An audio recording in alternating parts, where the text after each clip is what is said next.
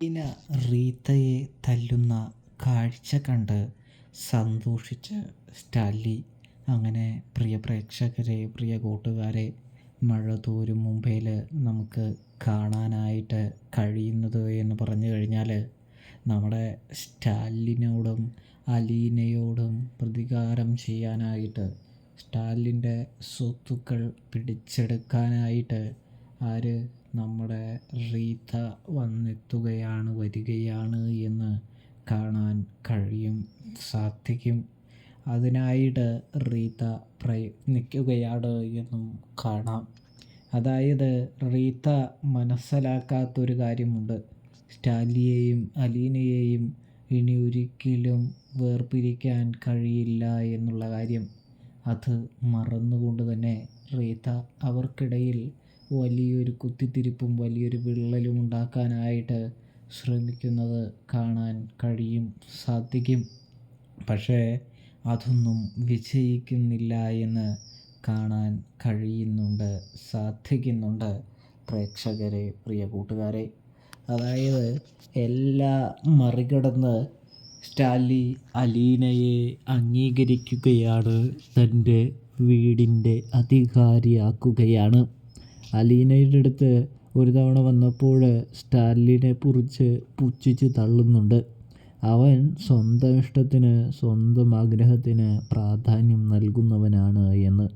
അവൻ ആരോടും ഒരു കടപ്പാടോ ഒരു കൂറോ ഒരു നന്ദിയോ ഇല്ല എന്ന്. കുറച്ച് നാളെ നിന്നെ നിർത്തുള്ളൂ, അത് കഴിയുമ്പോൾ അവൻ നിന്നെ പറഞ്ഞു വിടുമെന്ന് പറയുന്നത് കാണാൻ കഴിയുന്നുണ്ട്. ഇതിപ്പോൾ പറഞ്ഞു വിടാൻ പോയിട്ട് നമ്മുടെ റീത്തയ്ക്ക് ഒന്നും ചെയ്യാൻ കഴിയാത്ത ഒരവസ്ഥയാണ് ഉണ്ടാകുന്നത് എന്ന് കാണാം. അതായത് അലീനയ്ക്ക് ആധിപത്യവും അധികാരവും പവറും ഒക്കെ സ്റ്റാലിൻ തൻ്റെ വീട്ടിൽ കൊടുക്കുകയാണ് എന്ന് കാണാൻ സാധിക്കും. ഇതേ സമയമാണെങ്കിൽ ഇത് നമ്മുടെ റീത്താമ്മ മനസ്സിലാക്കുന്നുണ്ട്, അറിയുന്നുണ്ട്. അപ്പോഴാണെങ്കിൽ നമ്മുടെ അലീനയാണെങ്കിൽ ഭരിക്കാനായിട്ട് തുടങ്ങുകയാണ് എന്നും കാണാം. ആദ്യം തന്നെ പൗലോസാണ് അലീനയുടെ പ്രധാന ശത്രു. അതായത് പൗലോസ് ചെയ്യുന്ന ചില കാര്യങ്ങൾ അലീനയ്ക്ക് ഇഷ്ടപ്പെടുന്നില്ല. അതുകൊണ്ട് തന്നെയാണ് പൗലോസിനെ അലീന ശരിയാക്കാനായിട്ട് ശ്രമിക്കുന്നത്.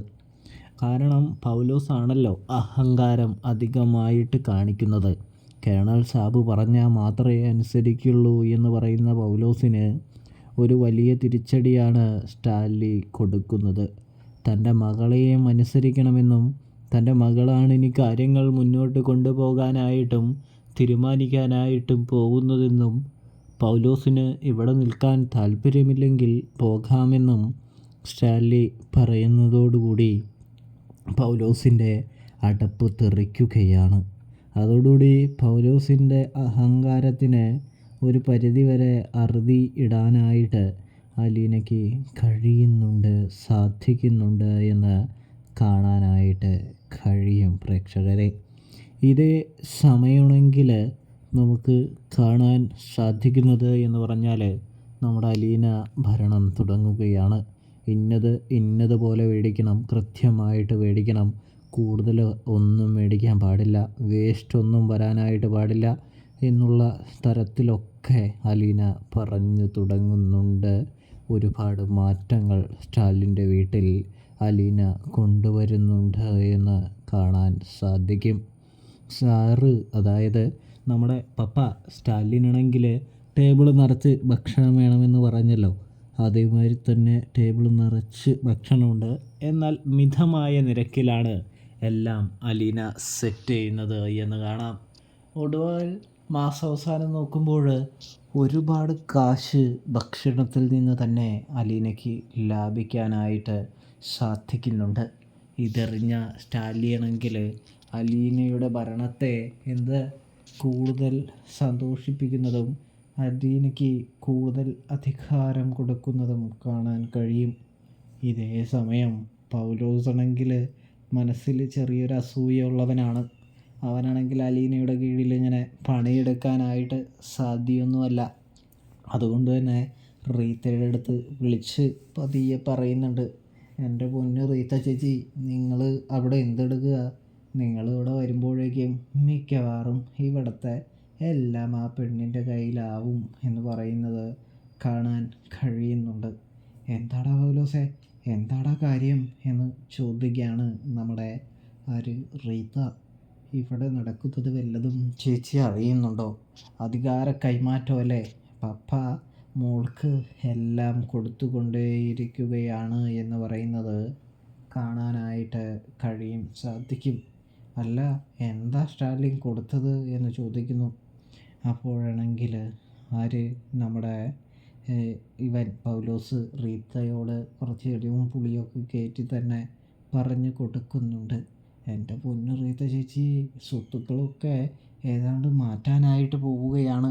റീത്ത ചേച്ചി ഇപ്പോൾ വന്നില്ലെങ്കിൽ എൽസമ്മ ചേച്ചിക്കും മക്കൾക്കും ഒരുണ്ടയും കിട്ടാനായിട്ട് പോകുന്നില്ല എന്നൊക്കെ കുറച്ച് മസാലയൊക്കെ കയറ്റി അങ്ങോട്ട് പറഞ്ഞെത്തിക്കുകയാണ് എന്ന് കാണാം.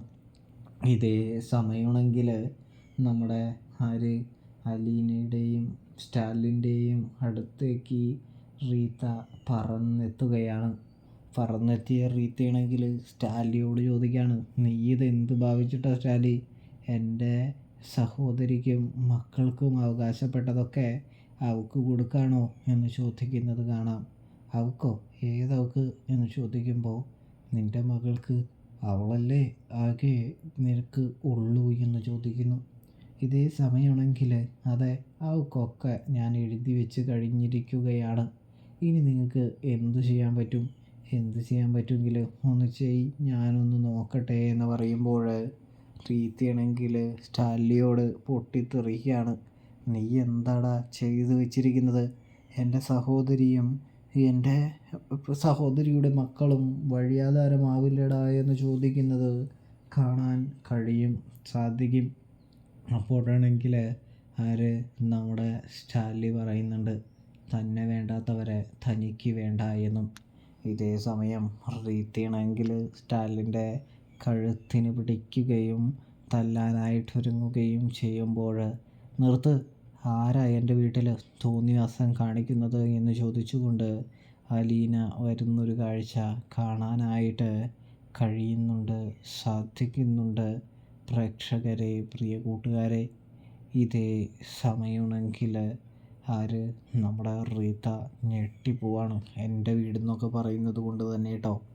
ഇതേ സമയം അലീനയാണെങ്കിൽ പപ്പയ്ക്ക് നേരെ കൈയോങ്ങാറായോടി എന്ന് ചോദിച്ചുകൊണ്ട് തന്നെ ഇറങ്ങിപ്പോ എൻ്റെ വീട്ടിൽ നിന്ന് പറഞ്ഞുകൊണ്ട് തന്നെ പിടിച്ച് പുറത്താക്കുകയാണ്. പൗലോസിനെയും കൂടാതെ തന്നെയാണെങ്കിൽ ആൻ്റപ്പനെയും ഡ്രൈവറെയും ഒക്കെ ഉപയോഗിച്ച് പിടിച്ച് പുറത്താക്കുന്നൊരു കാഴ്ച കാണാം. അവർ അലീനയുടെ വാക്കും കേൾക്കുന്നുണ്ട് കേട്ടോ. അപ്പോൾ സബ്സ്ക്രൈബ്